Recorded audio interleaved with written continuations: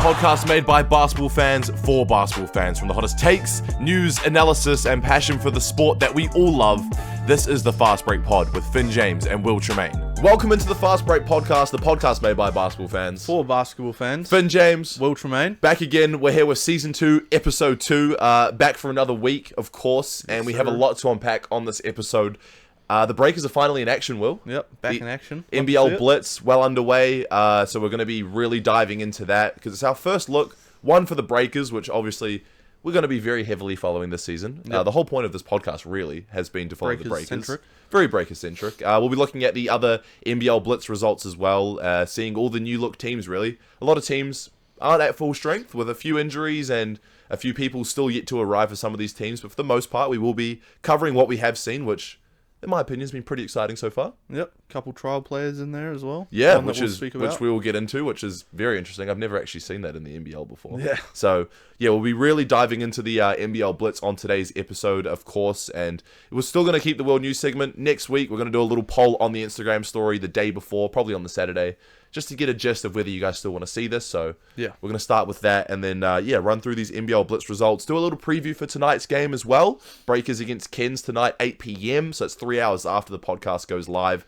And we'll look at the poll results as well from our first weekly poll that we're going to start doing. So a few comments in there as well that we'll read out. But as always, we'll start with the World News. Maybe not as always as of next week, but we'll see. Warriors versus Eels, Finn. NRL. Obviously not the biggest NRL fan, but I saw there was some controversial call at the end that one of our friends was getting really upset about. Shout out, Ben.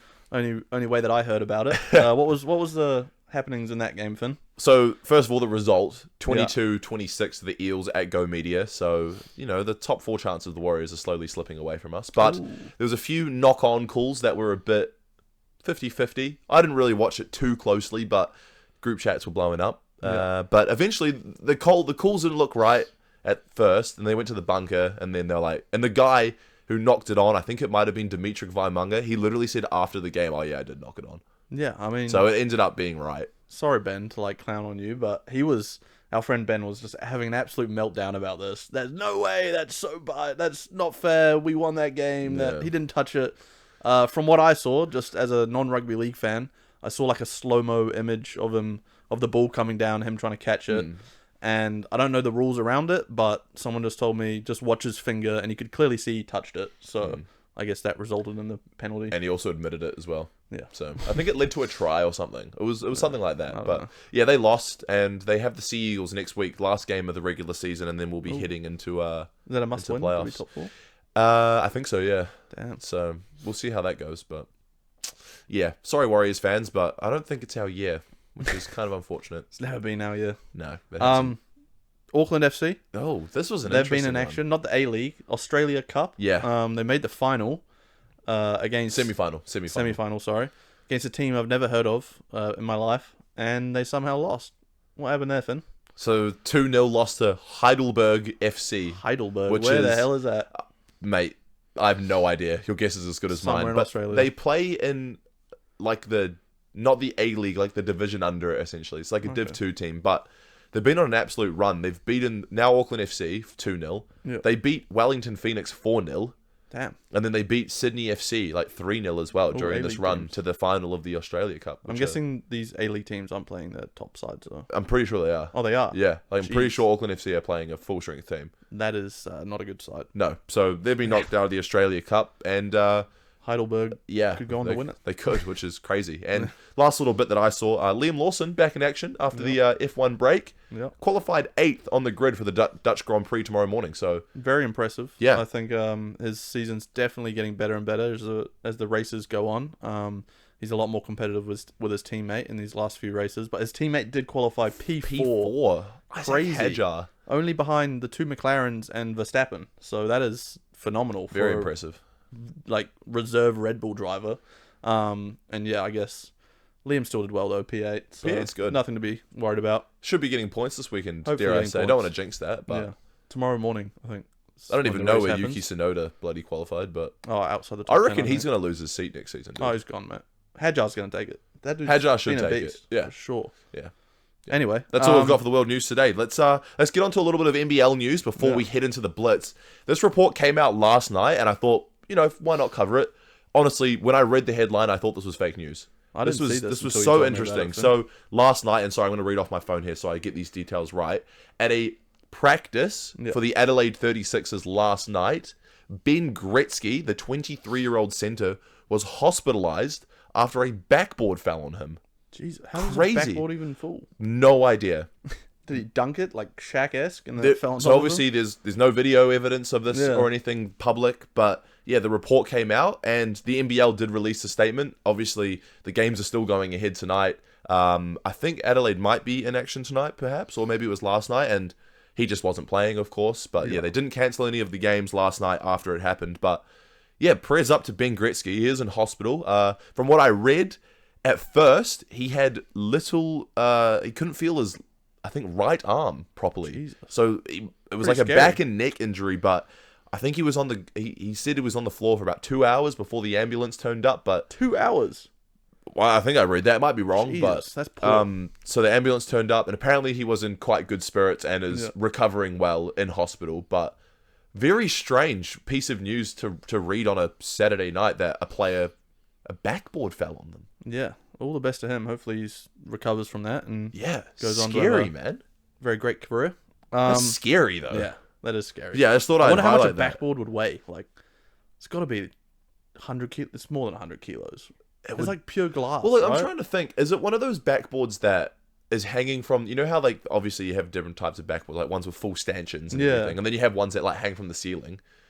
I mean, I'd imagine it would be one of those ones, right? If it's a 36ers training, they're probably like state of the art backboards. Yeah, it'd be like, I think it'd be decent. And this is in Canberra as well, so they're training in a facility in Canberra during the Blitz. And it's glass, so like that probably like it could shatter on you, I guess. Yeah, like obviously there's not many details, and I don't think there probably will be in coming days. But just thought I'd highlight that, and yeah, hope Ben Griscti's okay and he has a speedy recovery and gets back on the court as soon as he can. Of course. Should we get into the Blitz though, Finn? Please. Been a few results.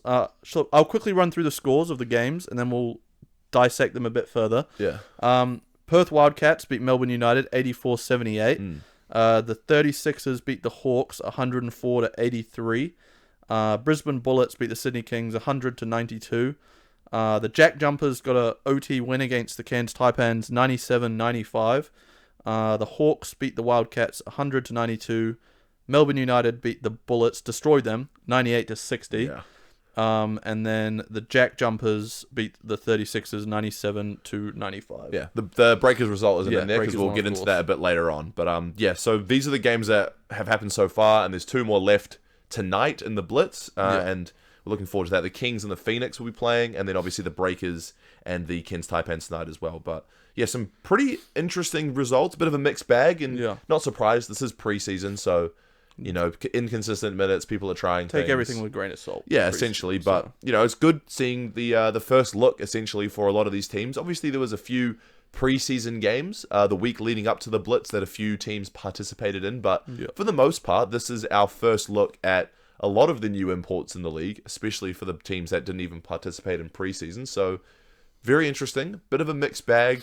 Some players kind of inconsistent across 2 games if they've played them, but some good results here, and I mean, there's some really good performances in here as well. The biggest shock to me there, Finn, is the Bullets only putting up 60 points against Melbourne. Like, I'd have to look into that game a bit more. I didn't watch that game, obviously, but 60 points. Is that just, like, was their offense that dreadful, or is Melbourne United's defense just that elite? It's going to be interesting to find out throughout the season. I'm sure.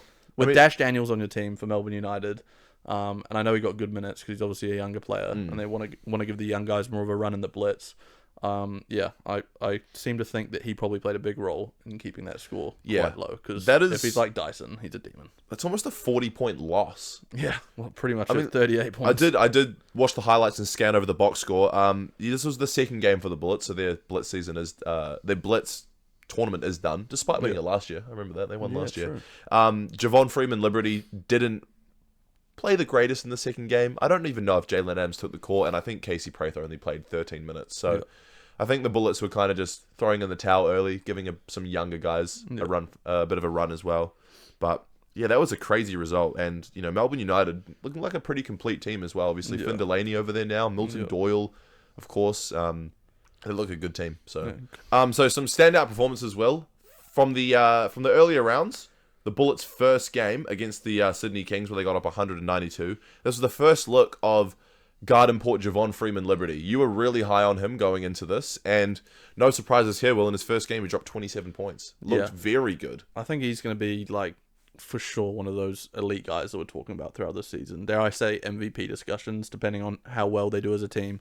But, yeah, I just remember him from being a bucket back in, like, his limited NBA and G League days. So, yeah, I think that's definitely a great pickup. 27 points, showing what he's come for. He averaged 20 points for the Windy City Bulls in the G League last season. So this is somebody who knows how to put the ball in the hoop, and he was scoring everywhere from all three levels: middies, layups, three-pointers. Looks like a very dynamic scorer, and I think like in the preseason he had not in the preseason, like an interview leading up, he said this is like a great spot for young players to come, and we'll get into this a bit later because I did want to cover this, but he said that the NBL is getting closer and closer to what the NBA is producing in terms of basketball, apparently. Obviously, Europe is incredibly team-oriented, has a very unique style of basketball, but apparently the NBL is more similar to the NBA than people are thinking. So I do want to touch on this real quick, Finn. You mentioned that he's good at putting the ball in the bucket. Yeah. And I mean, this is something that I've seen a few discussions about lately, but I feel as though like people and fans and media, like in the NBA, maybe in the NBL a bit as well, they're starting to like not appreciate pure scorers, in my opinion. Like they're starting, like players like Anthony Simons, I know, yes, maybe call me biased because he was a Blazer, Zach LaVine, these type of players that are just elite scorers and don't offer much more. They're not really getting like the value that I think they're worth because they don't have the playmaking or the defense. At the end of the day, basketball is about scoring buckets. More than the other team. More than the other team. Yeah. That's how you win games. So I feel as though like those type of players are just kind of underappreciated now. So just pure scorers. Pure scorers. Like you're I feel like you're sort of throwing it back to like maybe the Kobe Bryant and Carmelo Anthony's of the NBA. And Allen the NBL. Iverson. Like he was just a pure scorer. And back then he was appreciated so much. Like rightfully so. He was a bucket. But like nowadays you see players like that, I just don't feel as though they're valued as much anymore. Like Anthony Simons is coming off the bench for the Celtics. He might be getting traded. He might be getting traded. And he's an elite 3-point shooter. Like, yeah. Who averaged 22 a game. I kind of see where you're coming from. And this is why a lot of these G League players as well, like you see, this is going to be a crazy take as well, but somebody like Mac McClung, who was an absolute weapon on the Magic G League team last year, who was averaging near 30 points a game maybe at times for the Orlando Magic G League team, he probably will never sniff the NBA. Yeah. Despite being an elite athletic freak, shoots the ball well now too, and this is like obviously just a G Leaguer, but considering he can't do all the other things, because obviously elite scorers are still appreciated. You're still going to have your Kevin Durant's, your Jason Tatum's, people like that in the league who are just so elite at putting the ball in the hoop that are like that superstar status. But like you said, those players that aren't superstar status, they didn't earn the right to be a number one option yet. And I think Anthony Simons was kind of that guy on the Blazers. Zach LaVine, I'm trying to think of more, but like Kobe White even, he's a pretty good scorer. I mean, there's more, but they're just not valued as much anymore, I feel. So I feel like, I agree with you. Even someone like Isaiah Thomas on the Celtics, like... Well, he lost his job and... He lost it, like, obviously he did drop off, there's no denying that, like, a little bit, but I feel as though his, like, decline, and that steep decline from being a 30-point per game scorer on the Celtics to out of the league was just crazy. And it was very fast. It was like a season or two. Yeah. Yeah. Cavs, I see where you're coming from, though. Gone. But the thing is, you look at who just won the NBA championship, and their entire team is built on role players, the Thunder. Apart from Shai Gilgeous-Alexander, and, I mean, you could argue Jalen Williams is just a very glorified role player. Yeah. At the end of the day. If you can't play defense and shoot the ball, and it's not, I feel like you see it now in the NBA, it's not about having a bag and working hard. Obviously, your number one option is going to need to do that. But if you can catch the ball, shoot the three, and just play off rips and triple threat and just get to the hoop downhill, like you're going to get an NBA contract. And that's why some of these players in the G League will never sniff the NBA. Yeah. Very interesting. Anyway, very tangent, very off track there. Sorry guys, we'll get back to it, but I just had to get that off my chest. Completely understand where you're coming from with Javon Freeman-Liberty, who, like you said, is like an elite scorer who averaged 20 in the G. Yeah. Obviously had a few games on the Raptors as well as the Bulls, but realistically, we might not see him back in the NBA. No. Unless he just really lights it up in the NBL, which is looking like, and I've heard this through multiple people in the media and multiple players that come over here, a legitimate pathway into the NBA now. It's for sure. 100% like a full-on legitimate pathway, probably even more than Europe basketball now, I reckon, into the NBA. Yeah. I think it's becoming one of those feeder leagues into the NBA, which is just so good for this part of the world. And he's kind of like also like another player that the Breakers have picked up, Izaiah Brockington. I feel as though he kind of fits that mold of just a bucket. Yeah. Like he does of course offer other things, but the main thing he's going to offer us is scoring the basketball. 100%. He's like another player that fits that mold, and we'll get into that in a bit when we break down the Breakers game. But a second performance that I liked. We touched on it. This was the best game in the Blitz that I've watched so far. I did watch this one like full attention as well, which obviously I haven't been able to do for every game because there's 2 games every day, so it's hard to keep up. But this was I think this was on Thursday or Friday night. It was an overtime game between the Cairns Taipans and the Tasmanian Jack Jumpers. An OT game in the Blitz, very unexpected, and you'd think, it's an overtime game. We're giving extended minutes to the starters. You'd think both coaches might be like, all right, let's chill out. We don't want injuries and shit. Yeah. Mate, they literally played the starters all the way through. Yeah. And I was like, holy shit, someone's going to get hurt in the preseason. But it ended very, very dramatically. Josh Bannon, the new pickup for the Jack Jumpers, got the win at the end. But some very exciting looks. It was the first time we saw Admiral Schofield. Tough name, bro. Coolest name in the league. Yeah. The Admiral. I remember when we were talking about he's got the coolest name in the league when he was in the NBA still. Yeah. So, yeah. Coolest name in the league. He had 24 points and made 6 threes. It's the first look we've seen him in a Taipans uniform. And this kind of stems back to your whole thing about Javon Freeman-Liberty being an absolute bucket. He's going to be that guy alongside the other imports as well. Obviously, your boy from the Blazers is coming over. Marcus Ashton Lee, Higgins. not even going to be starting. Obviously, Sam Wardenberg's got that covered. But they obviously have Jack McVay as their big marquee signing of this year. Yeah. But Admiral Schofield looks very good. He looks fiery. I have throwing it out there, prediction now. Admiral Schofield, he got teed up in his first game. Yeah. He's going to go face-to-face with Montrez at some point in this season. They're going to, maybe not square up, but they're going to be talking some mad shit. I think that's just destined to happen. Very exciting. Tassie was impressive too, though, Will. Yeah. We saw the first look of their import trio. Tiger Campbell, Bryce Hamilton, and David Johnson, of course. In terms of the first game, David Johnson didn't actually impress me that much, but Bryce Hamilton looks like a legitimate bucket getter. Yeah. I think he's going to be up there in terms of like that all NBL first team type vibe. Damn. He looks very impressive. 25 points in his first game. Bold. He looked very good. Yeah. Very, very good. Fair. I could see that. That's a very exciting game. Josh Bannon also had 22 points and 11 boards. Great pickup. So. Local man at the power forward spot to fill in the void. Looks that's really how you're going good. to win chips, is filling out the team with the Australian pieces and Kiwi pieces, really. Like, your imports, of course, are important. Every team's going to get 3 of them, but it's the local players that you put around them that I think really determine like whether you're a championship team or not. So it's role players. Essentially, it's kind of like how I was talking about the Thunder. Yeah. You have your Shays and your J-Dubs and they're your imports. And they're mostly going to be the Americans. And then, like you said, the rest of the players that you fill out the team with, that's what's going to win you the chip. 100%. I agree with you, mate. You want to see them standing out. Absolutely. Players. Absolutely. Another game, Hawks versus Wildcats. There were some great performances in this one. Dylan Windler, who had a mixed season last year. He ended on a high note, though, I felt like. He did, but he was obviously always behind Bryce Cotton. Like, of course, everyone's going to be behind Bryce Cotton no matter who he's playing with. He impressed in this one. 27 points in this one. Looked really good. Like he found his shooting stroke as well. Yeah. That's kind of what he's known for, and I was always high on him when he came over to the NBL because I remember him from when he was on, I think it was the Atlanta Hawks. The G League team. Correct me if I'm wrong, but he was on an NBA team and he was a bucket. Yeah, great player. So, looking good for him. Really interested to see how Perth end off this season because they're still an import spot down. Yeah. They're still looking for a point guard. Yeah. They're still out on the hunt for a point guard. Obviously, Doolittle and Windler returning, which I think was a must for Perth. Obviously, Bryce Cotton announcing he would head off after both of them signed. I'm sure signing Doolittle and Windler back was hopefully going to entice Cotton to stay, but obviously he's headed off, chased over $1 million in the Adelaide 36ers, but very interesting seeing Dylan Windler here. And if we look over to the Hawks in this game as well, Tyler Harvey and Mason Peatley, they both had 20 each, which is really good. And a bit of an interesting story here, Will. This was the second game for the Hawks, but Ja'Cory McLaughlin, remember this name? Yep. So I've met the bloke, actually, surprisingly, about 2 years ago, back when he was playing for the Otago Nuggets in the Sal's NBL. So he's come a long way, was a G Leaguer, but Illawarra Hawks, just like the Perth Wildcats, are down a point guard import position.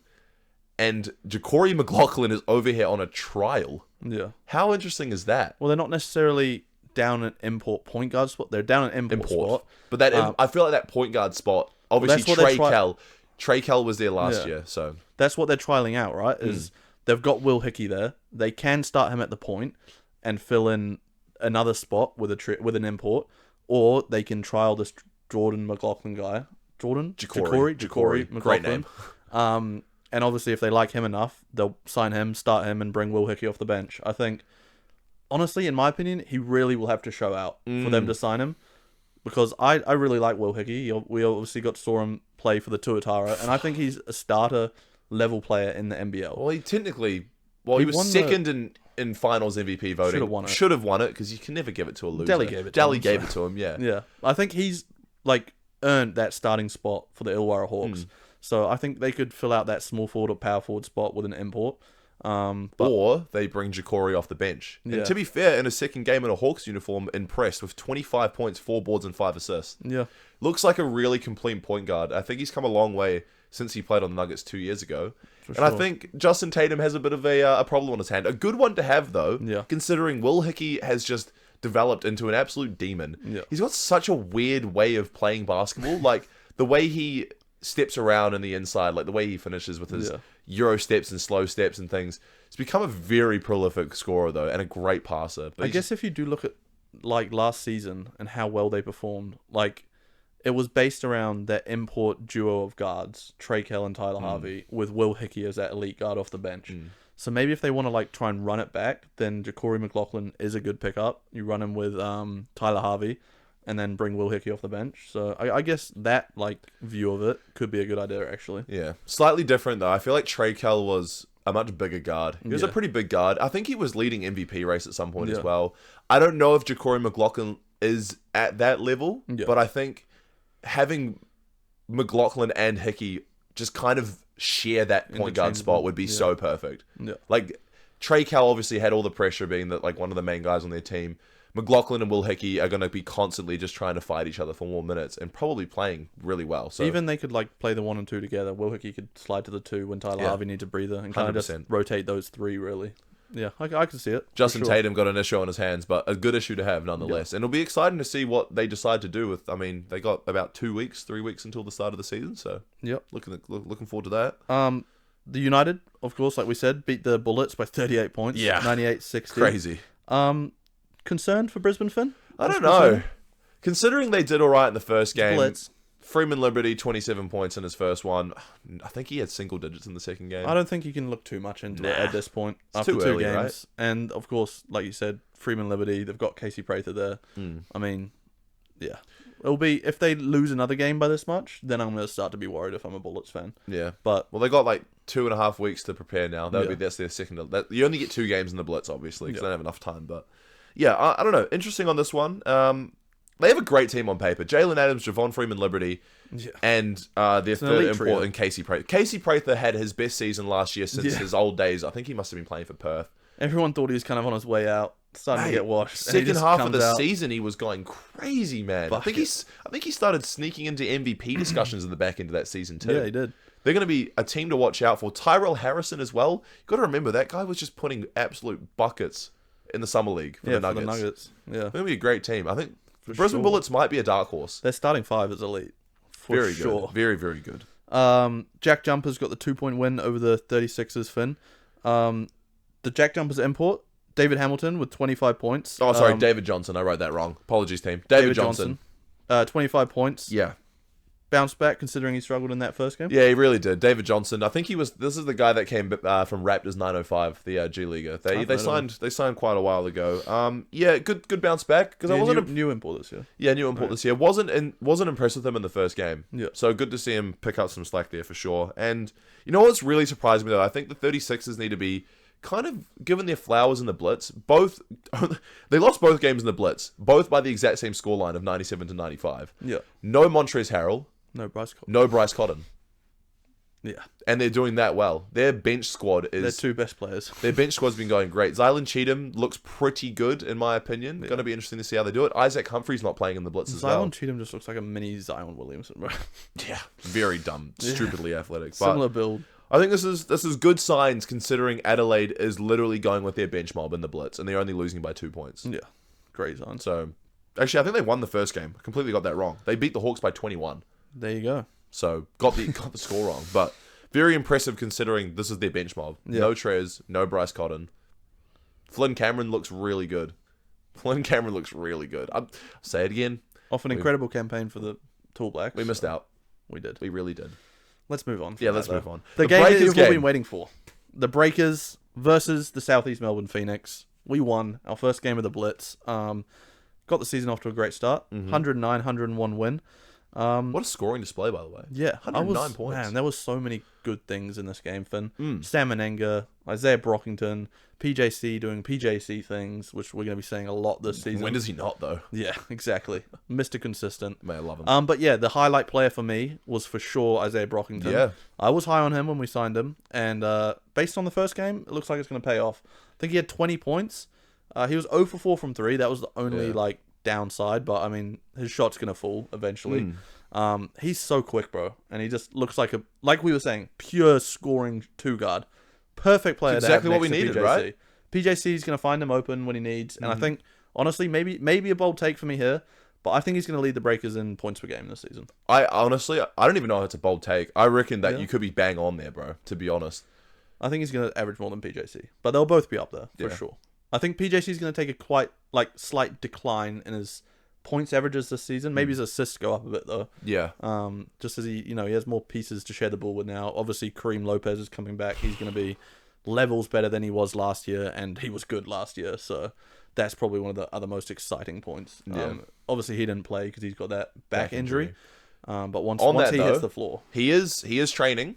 Yeah. So there's good signs that they're saying he should be back for the first game, September 19th against Brisbane. Yeah. So that's a good sign that Kareem is going to be okay. Yeah. Unfortunately, I hate back injuries in basketball, man. I hate them. Another potential career enders, so always got to be careful with them. Exactly. Another player that stood out, Finn, Sam Menenga. Oh, yeah. Thoughts on him? 20 points, 9 rebounds. Yep. Foul trouble, though. Something he did struggle with a little bit last season, too. He does foul a bit, but impressive nonetheless. Yep. He had a really good season last year until Taco Fall came in, surprisingly enough. And then, obviously, he lost his starting spot. And I think he found it really hard to find his identity on the bench. We talked about it quite a bit last season, but he is going to be starting at the 5 all season. 100%, lock it in. The 5 and the 4. When Rob Baker comes in, they're just going to be that interchangeable front With Rob court. Lowe as well. Rob Lowe's going to be there as well. I'm really excited to see what he can produce this year. He has a lot to prove. I feel like he's going to be in that, not candidate, but like that space of the elite local big men of the NBL. He's going to be in that sort of realm when it comes to the NBL this season. He keeps taking leaps every single year. Just come off an incredibly consistent and well-rounded campaign in the Puerto Rican League. Against elite level competition. Yeah, I mean, he's played... Montrez was over there. Yeah. JaVale McGee was over there. He's already played dudes that are coming over to the NBL that he has done well against. The only guy that made him look shit was Hassan Whiteside, who probably is taking so much steroids. Probably look at the size of the bloke. 300 kgs as well. Yeah, but Sam Menenga was great in this game. Really enjoyed watching him back in a Breakers jersey, and I'm looking forward to seeing what he can produce. Max Starling played well as well. Max Starling, 14 points. He's another one of those players that, like, I would say he had a slight down year maybe for the Canterbury Rams. Like, he comes off the bench for them. I agree. And then Breakers, he just makes a jump. Like, it's a high level competition, and his game seems to be more molded for that. I guess that's a good thing. But he seems to just, he started for the Breakers last year. He's one of those guys, like we were saying before, those elite role players. Yeah. He shoots the ball better on the Breakers too. Yeah. Uses his size well. He's a great player. But For sure. yeah, running back on Izaiah Brockington, obviously 22 points and 13 boards. That is a perfect start that an import needs on this team. Was it 13 that he 13 boards. As a 2-guard. As a 2-guard. He's not even that tall, bro. He's a pure athlete, man. Yeah. He is so damn fast. He is very fast, So fast. athletic, lefty.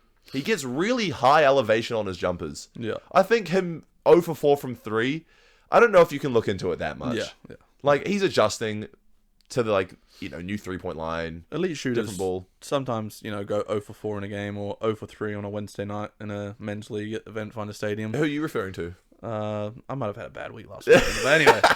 And also, circling back on your point about PJC, how you think Brockington is going to be leading the scorers.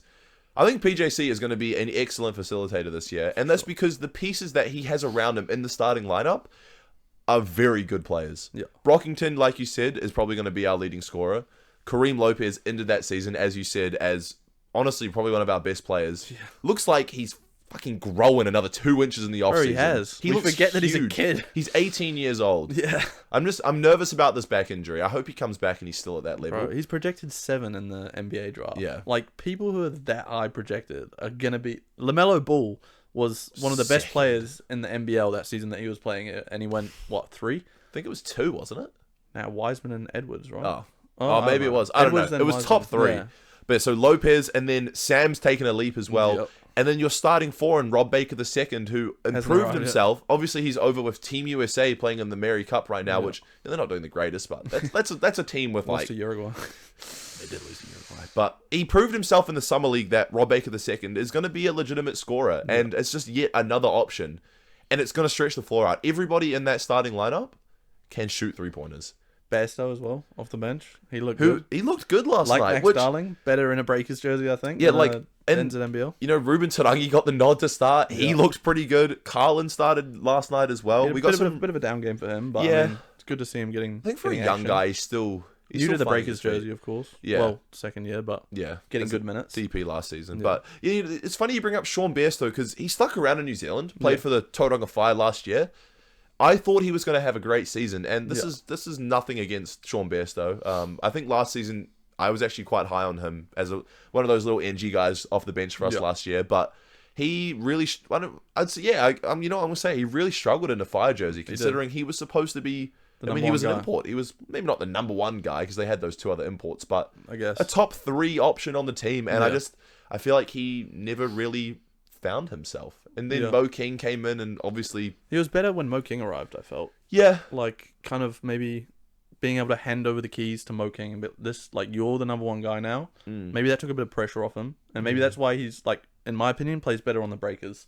Bit less pressure, and his stroke looked smooth in the preseason games. Yeah, so. we talked about it off pod. Like, sometimes there are just players in basketball that just don't have the ability to be that number 1 guy. But they can be just a very important piece on the team as a role player. Like, they don't have to necessarily be the best bag work guy, the best go-to shot maker. Like, Bairstow's going to be there to pick up the scraps. Like, he's a tall, decent shooter, gets on the rim, rebounds well, can handle the ball well. Like, he's just going to be there for that burst of energy when you need him. Maybe not just, like, that's maybe why I didn't play well on the Fire, because maybe he's not built to be that number 1 guy, but he's a great player nonetheless. And I'm sure. You know, I was a bit iffy on. Obviously, he signed that 2-year contract with us last year, and we were obliged to obviously keep him for the season. Like, he was on contract, and he's the only Australian on the team out of the Americans and the Kiwis, of course. But it seems like he's stuck around in New Zealand last year, and maybe glad we kept him because I saw flashes there in the Blitz for sure. Yeah, 100%. I'm looking forward, and hopefully we see this tonight. Liam Judd getting on the court.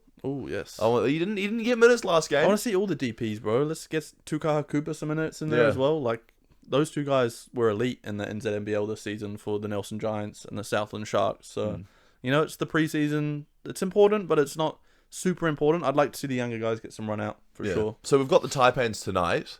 From what you saw in the first Taipans game, obviously Admiral Schofield is going to be somebody we're going to have to handle. Jack McVeigh, obviously, one of the better players over there as well. Marcus Lee, not even a starter. Sam Wardenberg's going to be someone we're going to have to keep a close eye on as well. And your boy from the Blazers, I forget his name. Ashton Higgins. I don't think he's here yet. No, he didn't play in the first game. Yeah, so I'm sure if we'll have to worry about him. But tonight, what are you excited to see, and what do you want to see from us tonight? One thing that interests me, though, Finn, Rob Baker's obviously not here yet. Rob Lowe's injured. Yeah. And Cairns obviously have Sam Wardenberg, who was one of the standout players for me last season. He's a very good player. And the only player we have to guard him, really, is Sam Menenga. Yeah. So I think that's going to be an interesting matchup. Obviously, 2 Kiwis, Sam on Sam action. It's going to be Tall Black Trial. Tall Black Trial, for sure. Future teammates. I think they're both Tall Black level players, for sure. I mean, they've both played for the... Wardenberg's represented the country many times. They could arguably be our starting 2. I mean, realistically... 4 and 5. If we go back to last week's pod, I think if we had Wardenberg and Menenga there, we would have been a great team, as well as Tyrell Harrison as well. And Yanni Whistle. Yeah, for sure. So that's going to be, I think, what I'm going to be looking out for most, the Sam versus Sam matchup. Admiral Schofield, of course, bucket. We're going to be putting... I think Brockington's going to get the assignment. It'll be interesting, because obviously Schofield's going to be one of their go-to guys this year. It'll be interesting to see what Brockington brings on the defensive end. Because I feel like in the game that we played against Southeast Melbourne, I don't think he didn't really need to showcase it that much. Yeah. I obviously want to see another 20-point performance from Brockington for sure. Hopefully, outperforms Admiral Schofield. That'd be great. But no, I think it's going to be a great game. Obviously, we'll try and take advantage of the fact that they don't have Ashton Hagens yet, who I think is going to be a elite great defender. piece for them. Yeah, and he's looked good in some preseason. I forgot where I saw that he was playing, but I saw some game with Ashton Hagens, and he was looking good. So that's definitely a highlight for the Cairns Taipans to keep an eye on for when he arrives. For Definitely. Sure. And what are you looking out for in the game? I want to see all the boys get a run. I don't realistically, I'm not too bothered by the result, if I'm brutally honest with you. I just want to see all the boys get a run. I just want to see everybody look confident on the court. And realistically, considering we did win the first game, we're going to take a little bit of momentum into the Blitz. But I think some people are forgetting this Breakers team hasn't really spent that much time on the court so far. They've had maybe a 2-3 week preseason. Yeah. And even then, a handful of guys were over in Jeddah playing in the FIBA Asia Cup. So there's only a handful of trainings that they've even had together. Yeah. PJC, Brockington, and Kareem Lopez only arrived like 2 weeks ago. So we haven't really spent so much time together on the court. So things are still gelling. First game we looked great. The ball moved well. Plays looked good. Kopanen being genuinely just an offensive gifted mind. So he's such an elite coach, bro. An elite offensive coach. Yeah. Oh, so am I. And it looks like him and Bouch, Dylan Boucher that is, look like they have such a it looks like they have a very good friendship and connection, which is just perfect to have between your front office and your coach. So it's great to see. Long term coach. I'd love to see him around for a few more years. Yeah. It'll be 100%. Interesting. But yeah, for tonight, I want to see the DPs get some run. Josh Ledger is actually over there in replacement of, I think he just got brought over for maybe Rob Lowe. Rob Lowe and Rob Baker, obviously. Yeah, so a bit more big man depth. Josh Ledger, so it's pretty cool for him getting a chance to run over. But would love to see Judd get on the court. Would love to see Tukaha Cooper get on the court. And I'm not sure if Alex McNaught is even over there, but if he is, once again, I want to see everyone just get a run on the court. 100%. Just but yeah, I want to see Brockington continue. Yeah. PJC, it would be good to see him getting a high scoring performance as well. I mean, he had make sure he's still got it. He had 15, 5, and 5 in the first game, but he was very efficient from the field. He didn't take a lot of shots. He only took 1-3 and made it. Was getting to his mid-range spots. He just finds little holes in the defense. He always does. He's very good at that. But yeah, just really looking forward to the game tonight, just to see the Breakers once again. Yeah, hopefully we get the win, obviously. But like you said, not too worried if we come away with the loss, as long as it's not like a 38-point loss, like the Bullets loss. That would hurt. That would hurt for sure. As long as we keep it within like a 10-point game, I think. Yeah, that's or we blow them out. Positive for me. Yeah, all that. Yeah, and then obviously we have the Breakers won't be playing any basketball until they head off to Japan, and I think that's either September 12th or 13th will be their first game. So next season will be a good time for us to do our season predictions. Next episode, definitely, and then we'll look into the Japan tour, and then the NBL 26 will be here. Brisbane Bullets, Game 1 at Spark Arena, which we will definitely be heading here in no time, for sure. Yeah, absolutely. But should we get into our poll results from last episode, Will? So also, quickly, another game that's happening tonight. Oh, yes. Kings versus Phoenix as well. Yeah. So that's the other Blitz game. Looking forward to that. Kendrick Davis still out, so kind of frustrating, but Kings will be exciting. For sure. Absolutely. But let's get into the poll results. Yeah. We threw to the question to the audience last week, to you at home. Are you happy with what the new ownership has done with the roster, with bringing back this identity and everything? And jerseys, everything. To no surprise, we posted it to Instagram and TikTok, where we had identical percentage results, which is very interesting. 73% of you fellas back at home said yes, and 27% obviously said no. I'm surprised with the no's, to be Whoever honest, said no, you're probably trolling. But yeah, not surprised at all that a lot of people have... There's harsh critics out there. There might be some harsh critics. And we had a few comments as well on the Fast Break Podcast Instagram story, which we will get into here too. Nice. We had it loaded up, on our tab. I've got it here to switch it over. I've got it here. Sweet. So we had Josh Koyman, of course, friend of the podcast. Yeah. He said the fourth spot is going to be interesting. Baker strikes me more as a stretch 5, assuming Sam can get more run at 4, which would be cool to see, and a lot of shooting, which is great for a team around PJC. Completely agree with what he's saying. We've talked about this on the pod as well. Sam and Rob Baker sharing that 4-5 position. Yep. Josh is bang on. I've said it's going to be an interchangeable type of thing. And having all that shooting is going to open that court for PJC. Josh, you're a great mastermind. I do agree. We need him back on. When he's back in New Zealand, we'll get Josh on. Yeah, we'll talk about his season and chat. Yeah. But I do agree with him. I I've always just viewed Sam as more of a 4. I think it's more. It's Me to too. Do with like his height or something. I don't know. Like 6'9", like he's not. Yeah, 6'9". I'm used to seeing 6'11" centers in the NBA. Well, Rob Baker's like a 6'10" dude, 6'11" dude with a 7'3" wingspan. So that's why I think we start Rob Baker at the 5, Sam at the 4. But obviously he'll be playing the 5 in the splits game. But yeah, no, I think spot on the money there. We also had none other than Finn James's brother himself, Brandon James. The 7-foot man himself. 7 foot, that's a stretch. We're not even close. Would have been cool to see Jordan Natai back as well. Yeah, that was an interesting take. Yeah. I think he had a decent season on Wellington, to be honest. I don't know where he was. He's a sharpshooter. I think he was playing over in Poland in the last season. I think they kind of are at the same time. Maybe he was still on contract. I mean, Dylan Boucher said he reached out to essentially every Kiwi that plays basketball. So Jordan Natai obviously has, I think he's won a couple chips on the Breakers back in his early days. It would be good to see him on that. Who wouldn't be the top guy that I would have wanted? Obviously, Flynn Cameron, Finn Delaney. I think those two names would have been top of my list. They still eat me alive. Yanni Wetzel even. Oh my god, Yanni Wetzel would have been. But no, Jordan Natai would have been a good piece as well. Yeah, I agree. Definitely. And Nathan Lim, of course, good friend of ours as well. Happy they kept Coach Cop on. Man, we've talked about that as well. Pateri Koponen, very exciting. And he says he got hijacked last year of Taco Fall experiment when things were going so well, deserves another chance. And 100% agree. 100% agree. Pateri Koponen, genuinely, before the FIBA break where Taco Fall came in, we looked like the most well-oiled offensive machine in the NBL. And I think now that he has had the opportunity to build this entire roster from the ground up with Boucher and of course Tom Abercrombie, who's obviously probably had a little bit to say as well. Yeah. This whole team is completely based around Coach Cop. They completely, couldn't be more spot on. They stitched him up so bad when they brought Taco Fall over. Could have ruined his career.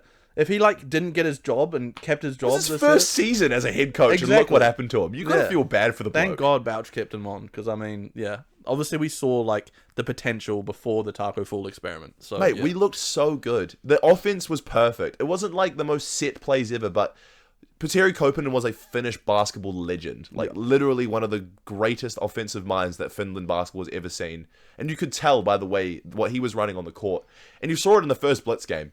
Yeah. The offense runs smooth, and these boys have only been playing together for 2 or 3 weeks. Imagine what's going to be like come game 1, September 19th. It's just going to get even better. Exactly. So Nathan, completely agree with what you said, mate. But shout out to you 3 boys for leaving your opinions in the comments, and to everyone also that voted on TikTok and Instagram. If you guys want us to shout you out on the pod, then just leave a comment in the comment section slide below. in the DM. Slide in the DMs, whatever you want to do, and we'll shout you out on the next pod. With that said, our poll for next week, it's about the jerseys, Finn. Yeah. We want to know what your guys' thoughts are on the new jerseys. Obviously, we saw them run out in the blue ones with the black stripe. My personal opinion is that I like them. I think it looked cool. I like them clean. A lot. Very clean. They reminded me of I forgot what NBA team it is. There was some NBA team that wears that kind of Grizzlies, maybe? Light teal. Yeah, Grizzlies. The Vancouver Grizzlies jersey. Yeah. I like it, bro. So I'm a fan. I think they could have been a little bit more creative, because there's no this jerseys last year, which I was a big fan of, had the cool designs on it and stuff, with the pattern. These are quite plain jerseys, and I'm pretty sure they are the official release. Pretty sure all teams running out in the Blitz right now. And the black ones, of course, as well. Yeah, and the black ones, which they did tease, but I'm pretty sure Sam Meninga already posted a photo on its Instagram story. And of course, for the people on Instagram right now, popping up some pictures of both uniforms. But I'm a fan of the black ones, really giving that throwback feel from back in the day. And the blue ones, the color is nice. I'll give them that. I like the color. The black strip adds a little bit cool. I think there just could have been maybe a little bit more creativity. Maybe a moldy design or something. Yeah, something like that. Something a little bit more Kiwi. But I do like them. Yeah. I do like them. I won't lie, and I'm cool. I'm glad we've gone back to the roots. So we'll keep the question simple. Do you like them? Yes or no? And any other comments you guys have, leave them down below. But as always, thanks for joining us for another episode, and we'll catch you next week.